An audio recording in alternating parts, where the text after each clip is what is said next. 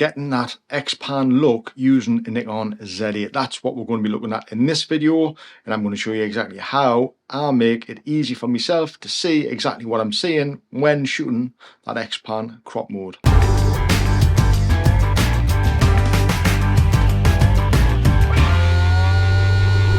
So that 65 by 24 crop mode that the Xpan creates is just a super unique look to any image. It's one that I've been drawn to over the years, one that I've really admired and looked at over the years. But those Xpan cameras are really expensive and quite fragile now. Obviously, being older cameras, trying to get those repaired, it's very costly and it's very difficult. And nobody's actually recreated an Xpan in digital. There's a couple of cameras out there, the Fuji camera brand, they do actually offer that 65 by 24 crop mode in their cameras, but they are specifically one of the only brands that actually do it, which is a little bit disappointing, because I think now on all the cameras a simple firmware update would allow you to create your own custom crop modes.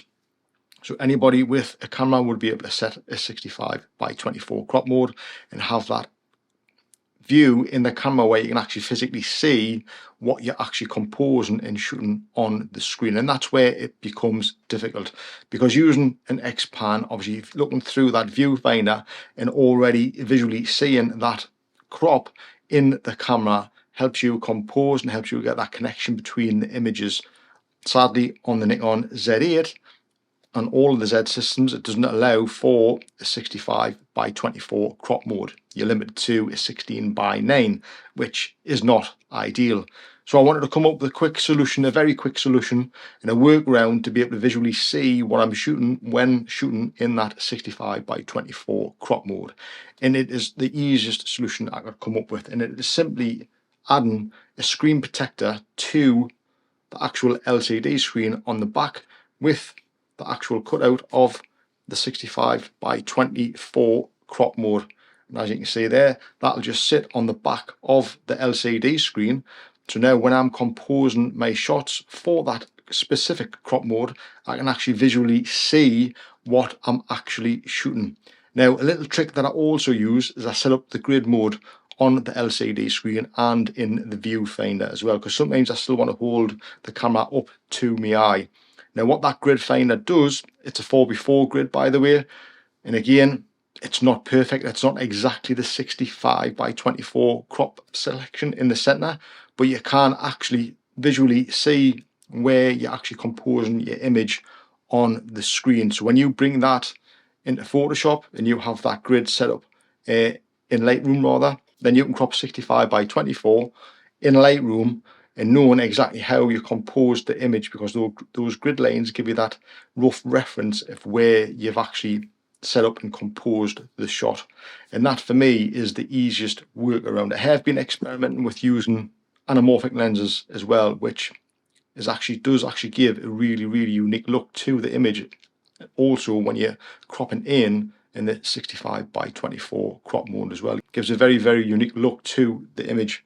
So I've always been blown away by the images that the Xpan actually produces.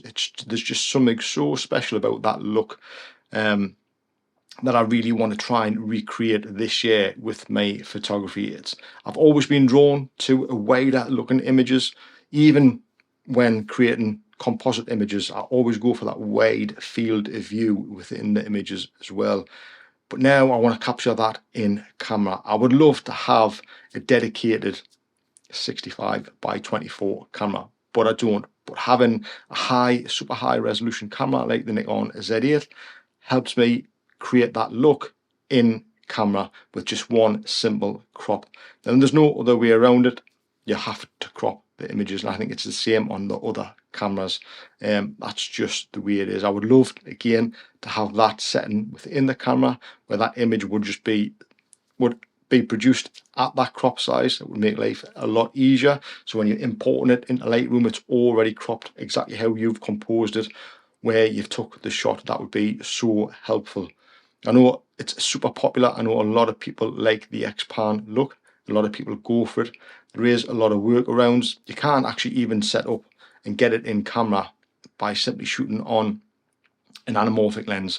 Now there's only one anamorphic lens out there that would give you that crop factor, which would be, well actually there's two. So there's the Goodjoy, which gives you a 1.8x squeeze factor. So basically when you squeeze the image on the anamorphic lens, it stretches that out to just over the actual aspect ratio of the 65:24. The other way of doing it is using the Sururi lenses, but you would have to use a full frame Sururi lens, which gives you 1.6x squeeze factor, but you'd also have to add the 1.25, which would give you an overall squeeze factor of 2, which would allow you just to crop a little bit off the sides and give you a full sensor size image, which is a tiny little bit cropped off the ends because of that squeeze factor.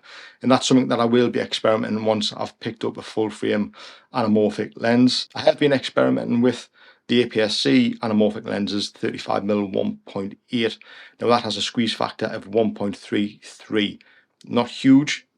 To expand that, I would have to go and add the adapter, which would take it up to 1.66, which would make a big difference in the overall look of the image. However, it still wouldn't give you that full 65:24 crop. When you took that into Lightroom, you would still be cropping in the sensor, which I'm trying to keep as much resolution from the sensor as possible whilst creating this Xpan look. So possibly the full frame equivalent anamorphic lens with the adapter, given that 2x squeeze, would be the better way to go. That's something I will be experimenting with once I pick up one of those lenses. But I did just want to kind of put this out there because I know the Xpan format is very popular. It's something I like shooting in, something I wanted to share with you in a way that I've found, which helps me actually visually see it in composing the shots whilst I'm out and about.